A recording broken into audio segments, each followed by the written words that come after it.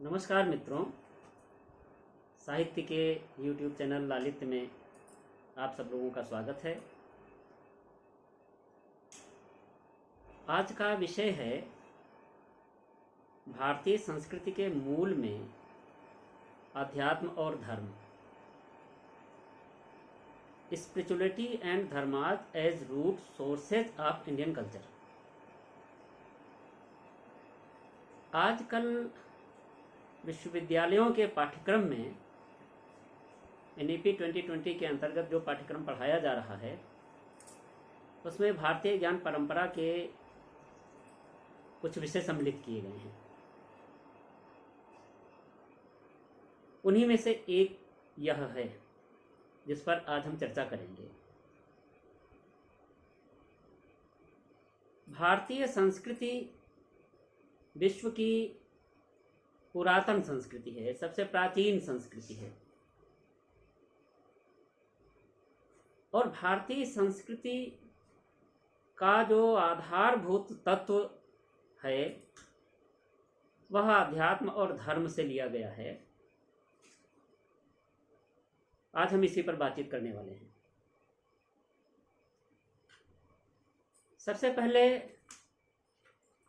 हमें संस्कृति को समझना होगा। संस्कृति की व्युत्पत्ति को देखें तो यह शब्द संस्कृत के क्री धातु में तिन प्रत्यय और सम उपसर्ग जोड़कर बना है, जिसका अर्थ होता है सम्यक कृति। वैसे परंपरा, परिपाटी और विश्वासों को भी संस्कृति कह दिया जाता है। वास्तव में संस्कृति और सभ्यता में अंतर है।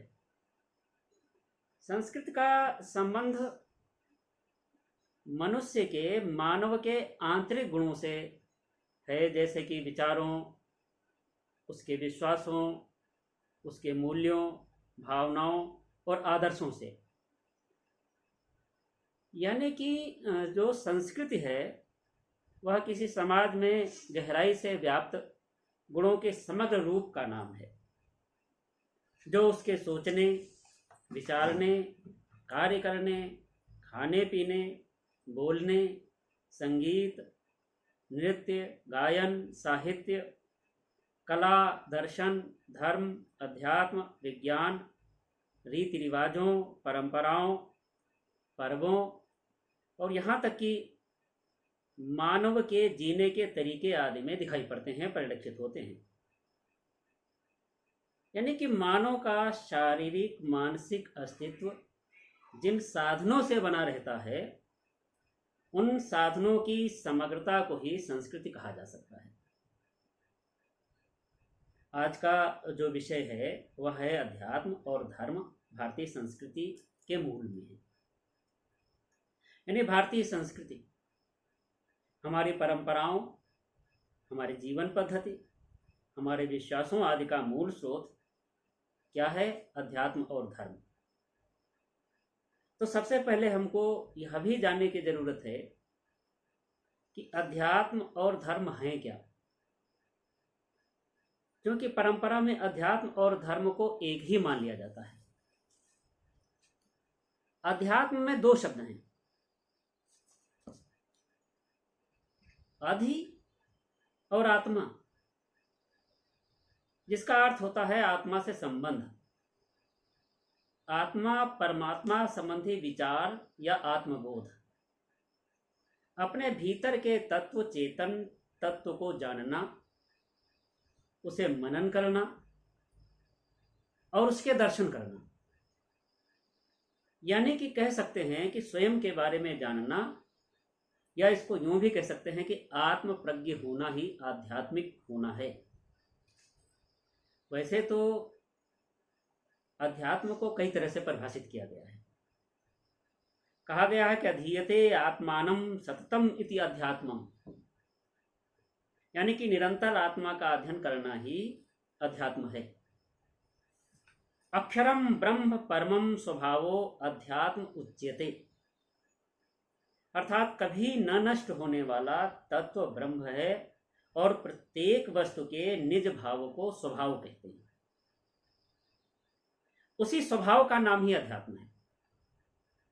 गीता के 8वें अध्याय में भगवान श्री कृष्ण ने अपने स्वरूप अर्थात जीवात्मा को अध्यात्म कहा है।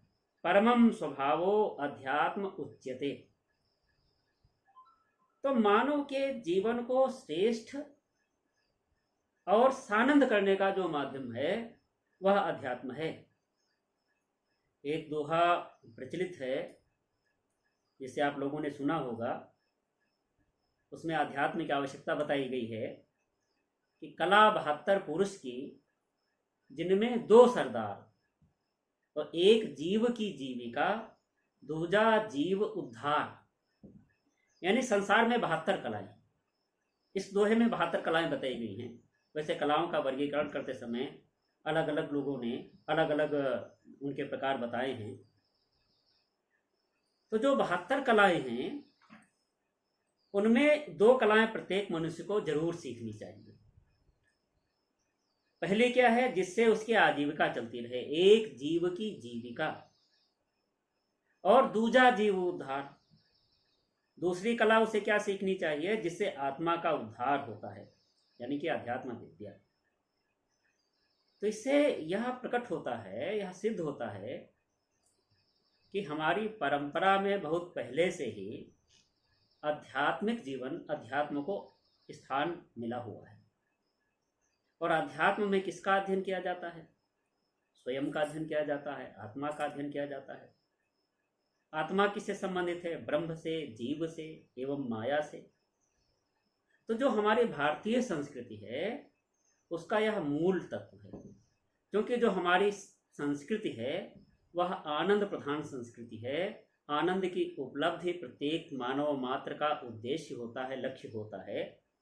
इसलिए जो भारतीय संस्कृति है उसके मूल में अध्यात्म है। अध्यात्म को नकारा नहीं जा सकता है। और दूसरा कहा गया है कि भारतीय संस्कृति का जो मूल है वह धर्म है। भारतीय चिंतन परंपरा में धर्म को बहुत महत्वपूर्ण स्थान मिला हुआ है।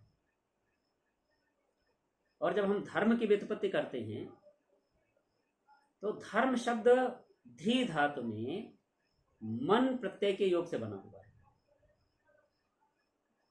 इसका व्युत्पत्ति परक अर्थ भी कई तरह से लगाया गया है। किसी ने कहा धार्यते इति धर्मः, किसी ने कहा ध्रियते लोको अनेन इति धर्मः, किसी ने कहा धारति लोकम इति धर्मः। यानी जो तत्व प्राणियों को धारण, पालन, पोषण करता हुआ उन्हें सुख शांति से आप्यायित करता है और उन्हें सहारा देता है, अवलंब देता है, उसे धर्म कहते हैं।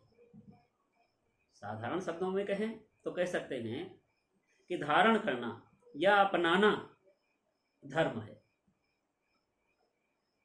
अंग्रेजी में धर्म को पंथ कहा गया है, रिलीजन कहा गया है। और हम साधारणतः क्या करते हैं कि धर्म को रिलीजन से जोड़ देते हैं। लेकिन हमारी परंपरा में कहीं धर्म को पंथ नहीं कहा गया है। धर्म को किसी मत या संप्रदाय का प्रतीक नहीं माना गया है, बल्कि क्या माना गया है कि यह जो धर्म है वह जीवन का एक ढंग या आचार संहिता है। मनुस्मृति में धर्म के जो लक्षण बताए गए हैं, 10 लक्षण बताए गए हैं, वह वास्तव में एक आदर्श मानव के गुण ही हैं। धृति, क्षमा, दमो, अस्तेय, शौचमिन्द्रिय निग्रह, धीर विद्या, सत्यम क्रोधो, दशकम धर्म लक्षण। अर्थात धृति, क्षमा, दम, अस्तेय, शौच यानी कि पवित्रता, इंद्रियों को वश में करना, ज्ञान, विद्या, सत्य, क्रोध का त्याग, ये धर्म के 10 लक्षण हैं। अब हम भारतीय संस्कृति के मूलभूत तत्वों पर विचार करेंगे और यह देखेंगे कि जो भारतीय संस्कृति में मूलभूत तत्व आए हैं या भारतीय संस्कृति की जो विशिष्टताएं हैं, विशेषताएं हैं, वह कहाँ से गृहीत हैं, धर्म और अध्यात्म से किस तरह से ली गई। भारतीय संस्कृति अध्यात्म मूलतः अध्यात्म परक है, यानी कि धर्म परक है। उसकी वह आज की नहीं है। प्राचीनता, आनंदवादी विचारधारा, मुक्ति या मोक्ष की कामना, कर्म की प्रधानता, एकात्मकता या विश्व बंधुत्व का भाव, सहिष्णुता, सार्वभौमिकता, निरंतरता, सनातनता, विविधता में एकता, अध्यात्म एवं भौतिकता का समन्वय, त्याग का भाव, अन्य बहुत सारी विशेषताएं हमारी भारतीय संस्कृति में देखी जाती हैं। विश्व की बहुत सारी संस्कृतियां हैं, वे उद्भूत हुई और समय के साथ साथ काल के काल में विलीन होती चली गई। लेकिन भारतीय संस्कृति विश्व की प्राचीनतम संस्कृति है, आज भी बनी हुई है, आज भी उसका समग्र विश्व में, संपूर्ण जगत में एक विशेष महत्व है। भारतीय संस्कृति का उद्गम वेदों से माना जाता है और वेद विश्व के सर्वाधिक प्राचीन ग्रंथ हैं। ऋग्वेद में भी संस्कृत का उल्लेख मिलता है। एक मंत्र है जिसमें कहा गया है, सा प्रथमा संस्कृति है विश्ववारा, सार्वभौम संस्कृति है जो विश्व में सर्वाधिक वरेण्य है।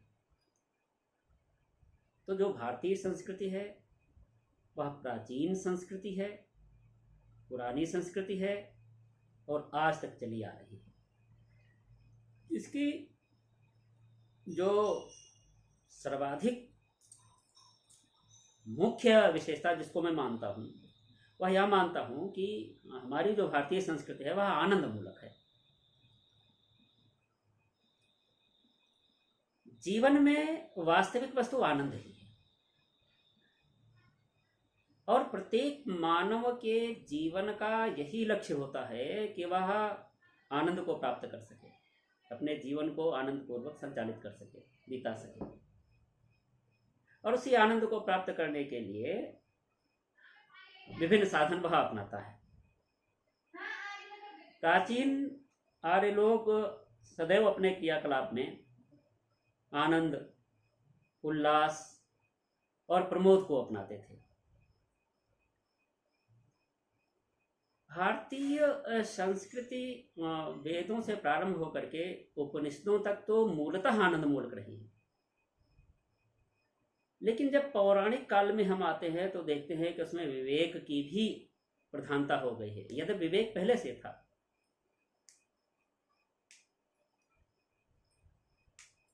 उपनिषदों में, आगमों में जो संस्कृति, जो विचारधारा, जो जीवन शैली दिखाई गई है वह मूलतः आनंद मूलक है।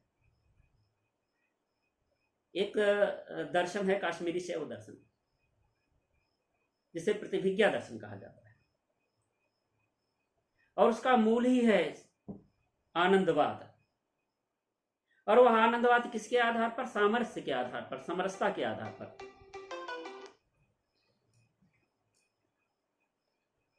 प्रसाद जी ने कामानी में लिखा है, समरस्थे जड़िया चेतन, सुंदर साकार घना था, चेतनता एक विलसती, आनंद अखंड घना था।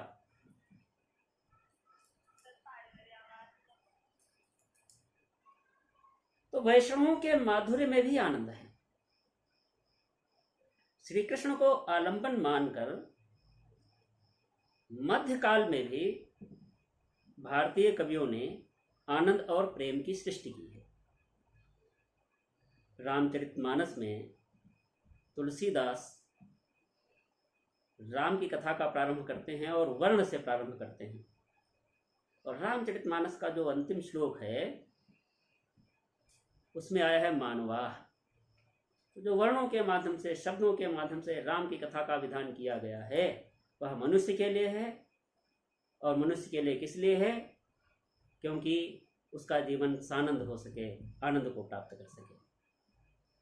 तो हमारी जो भारतीय संस्कृति है वह आनंद मूलक संस्कृति है, और यह आनंद का तत्व भारतीय संस्कृति में जो आया है वह वेदों से आया है, उपनिषदों से आया है, पुराणों से आया है, और भारतीय जो हमारे उपजीवी ग्रंथ हैं उनसे आया है।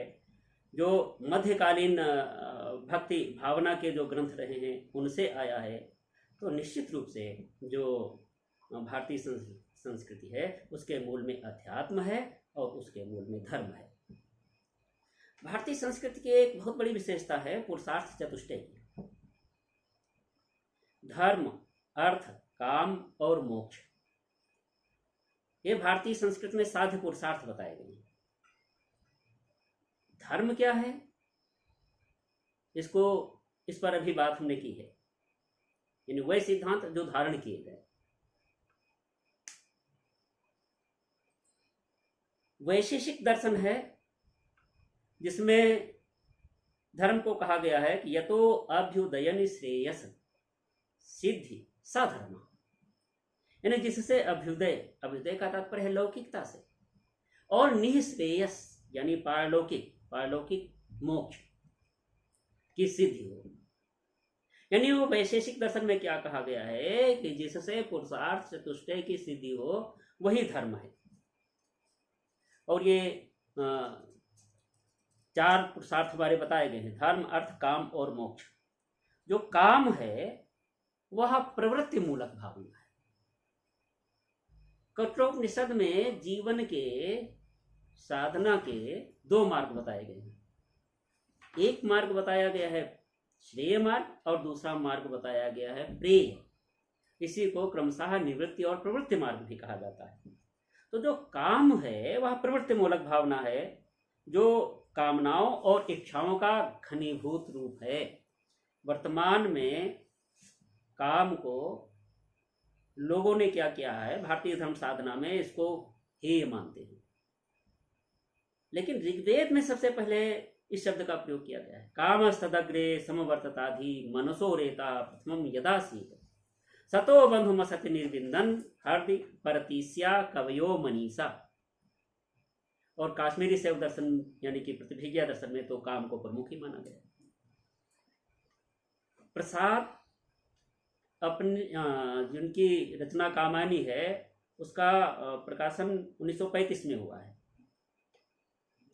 उसमें श्रद्धा मन को काम की तरफ प्रवृत्त करती हुई कहती है कि काम मंगल से मंडित श्रेय सर्ग इच्छा का है परिणाम, तिरस्कृत कर उसको तुम भूल बनाते हो असफल भवदान।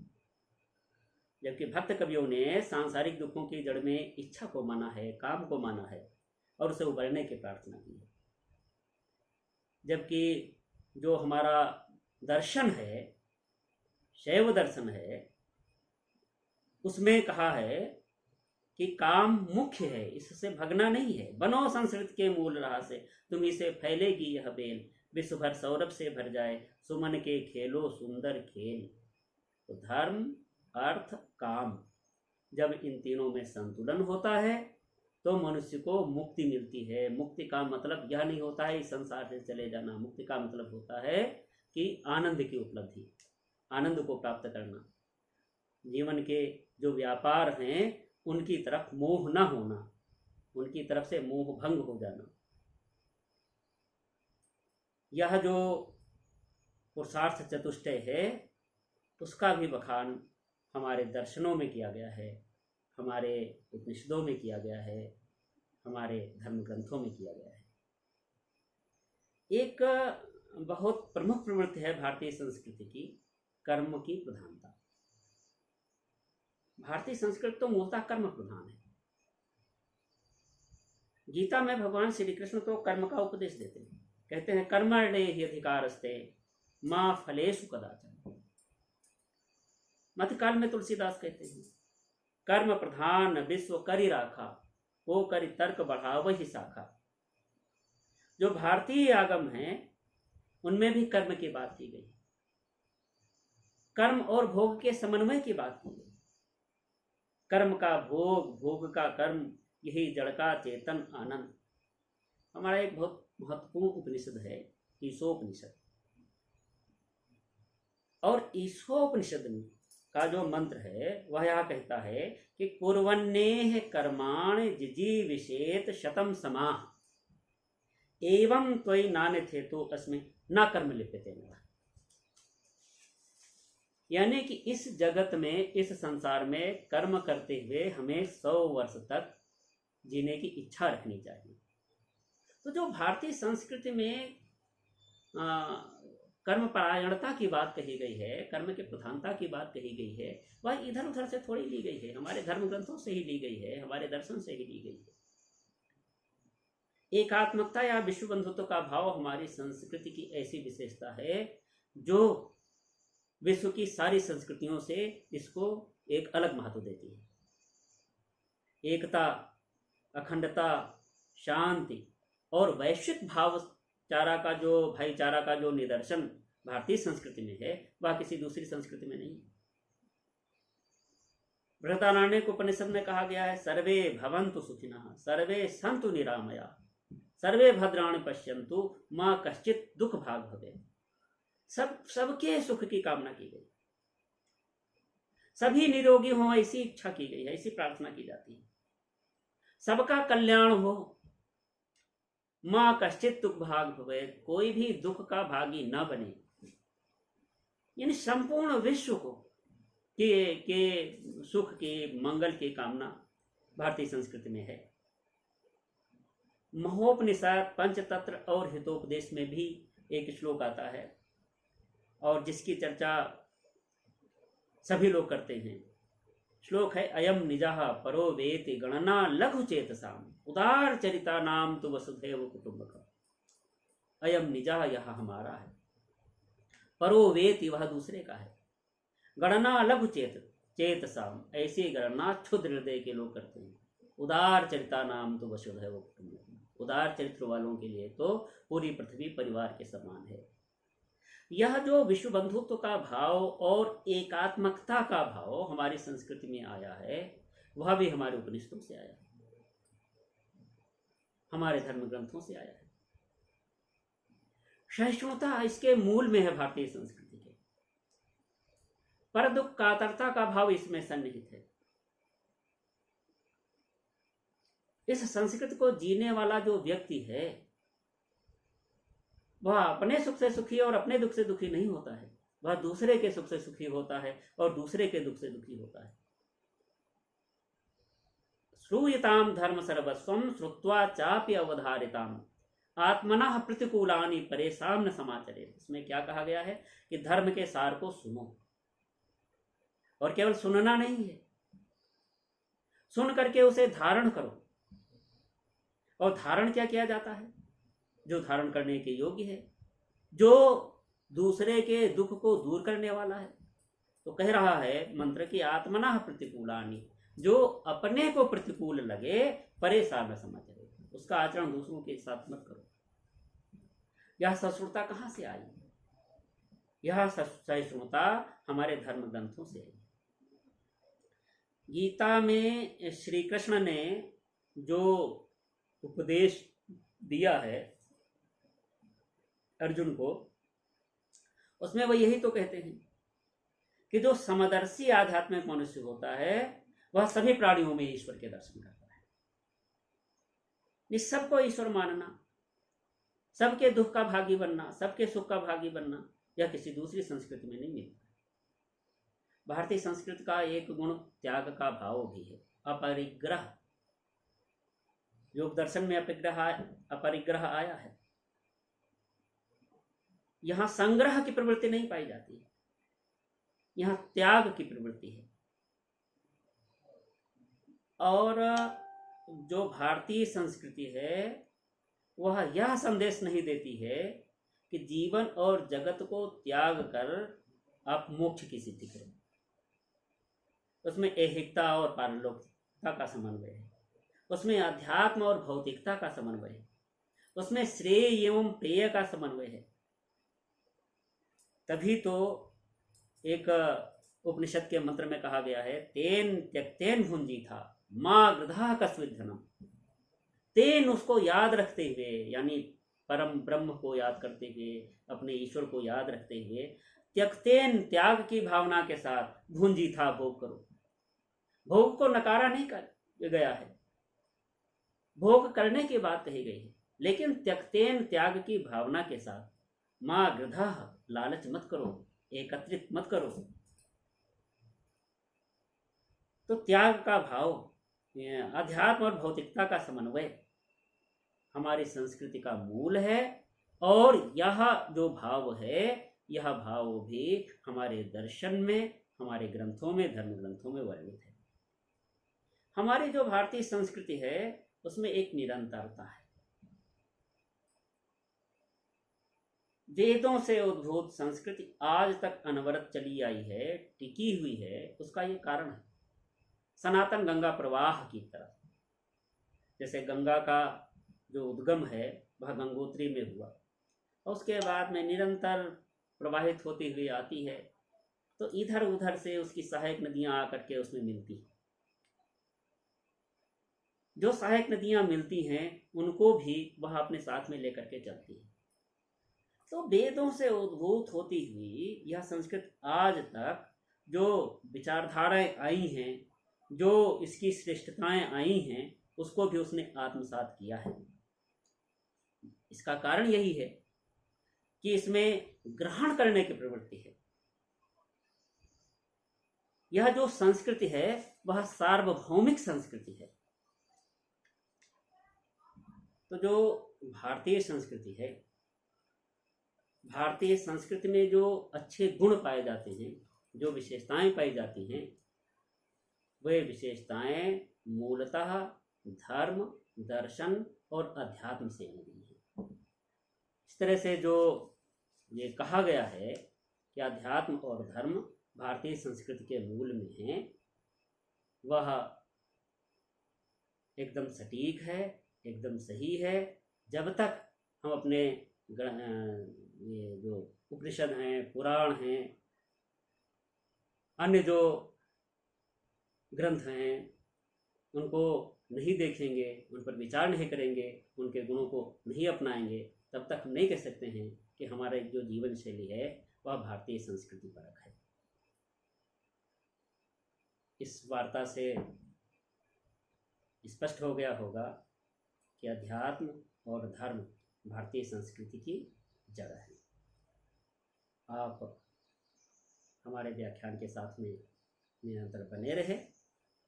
आशा है कि आपको यह अच्छा लगा होगा। धन्यवाद।